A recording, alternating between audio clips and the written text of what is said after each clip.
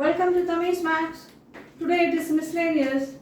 For a change, I was doing permutation combination, beautiful questions they were, and there was a lot of things to learn in all the previous videos. I thought I will continue with that only today also, but for a change, I am interrupting you with the divisibility question. This is very much related to advanced and to other exams also, advanced IIT and other exams. It's a question related to divisibility. Beautiful, wonderful, lovely question it is. And after I work it, you're going to enjoy and you're going to celebrate it. A lovely, lovely, lovely question.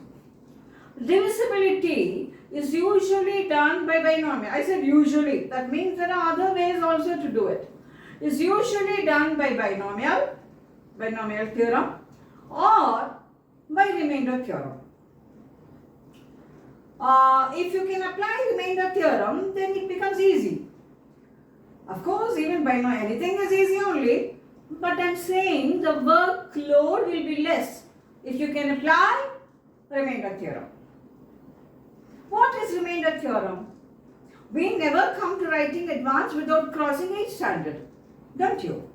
What is that you learn in 8th standard regarding remainder theorem? In the function fx, if f of a is 0, x minus a will be a factor. This is the extension of remainder theorem. The remainder theorem will be in a function fx. When you divide it by x minus a, the remainder will be f of a. If the remainder becomes 0, then x minus a will become a factor. If the remainder is 0, whatever you are dividing with will always be a factor. So I can modify this and say it's a factor theorem. What does factor theorem say? In a function fx, if fa is 0, then x minus a will be a factor. You know, a small baby will know. But the thing is, you know many things. How are you going to put all these simple things into a question which has advanced level? Now look here. Before we could go to this, the question speaks, find the remainder when 5 to the power of 2 plus 2 to the power of 5 is, find the remainder when this is divided by 7. When this is divided by 7. Find the remainder when this number is divided by 7. Okay. Now, consider an expression x power n minus y power n. If I put x as y in this, it will be y power n minus y power n, it will be 0. If I put x as a in that and it becomes 0, x minus a will be a factor. I am putting x equal to y in this and it becomes 0. So, x minus y will be a factor for this. X minus y is a factor, very simple. X square minus y square. X cube minus y cube and so on. Now in this, in the expression x power n minus 1, if I put x equal to 1, then 1 minus 1 it will be 0. So this will be divisible by x minus 1, or I can say x minus 1 is a factor of this. Very simple. Next one. Consider x power n plus y power n being odd. If I put x as minus y in this, since n is odd, it will become 0. So x plus y will be a factor of this. Is a factor. For example, x cube plus y cube. What's the factor for that? X plus y. So now, x power n minus y power n is divisible by x minus y, or x minus y is a factor. X power n minus 1 is divisible by x minus 1, or x minus 1 is a factor of x power n minus 1, x power n plus y power n. If n is a odd integer, then it is divisible by x plus y, or x plus y is a factor of that. So these, excuse me, these very simple things, first you know it. Now how am I going to proceed about this? How am I going to proceed about this? So these things are there. I always tell you, Maths is such a wonderful one. After working it, it looks very easy to you. Before working, how am I to work this? All the thoughts will be there. It will look very big to you. But once worked, the glamour of the problem is lost. The charm of the problem is lost. Every mathematical problem has a charm, wonderful charm. The charm is lost once it is worked, because you know it too well, no? Now, let me put E is equal to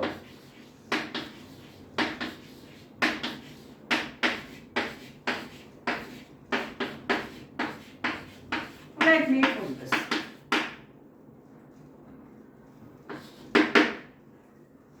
Now I have to find out the remainder when this is divided by 7.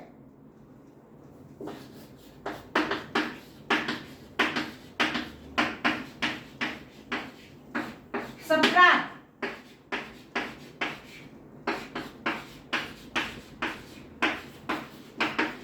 This is odd, no? This is odd.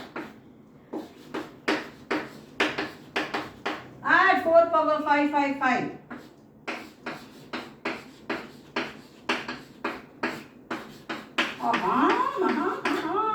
Check it. This and this are same, no? This will get cancelled with this, this will get cancelled with this. Now comes a question. Always this why? Can't I do something else to get the answer? That always goes in our mind. And unless it goes in our mind, no, we are not learners. So let's see now why. How are we going to get it? What makes us do all this? Okay. We will see it now. Now look here. E. X power n minus y power n is divisible by x minus y. So take this bracket.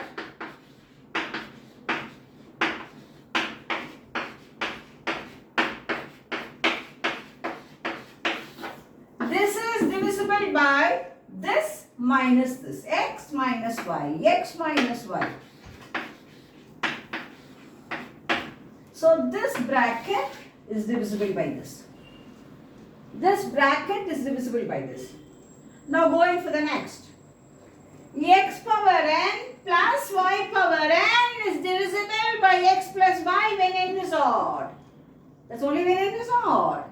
So look at this.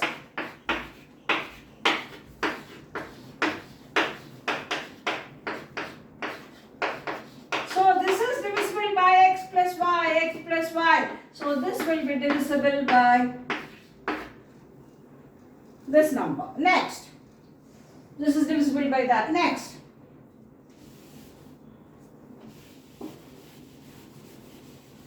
In this bracket, take out 4 to the power of 2 outside. So what will you get here? Now another 2 steps. You're going to dance. Yes. We do dance when we get answers. Will you keep quiet with a long face when you get answers? No way, no? So now we have, look at the last bracket. Look at the last bracket. This, only the last bracket I am modifying.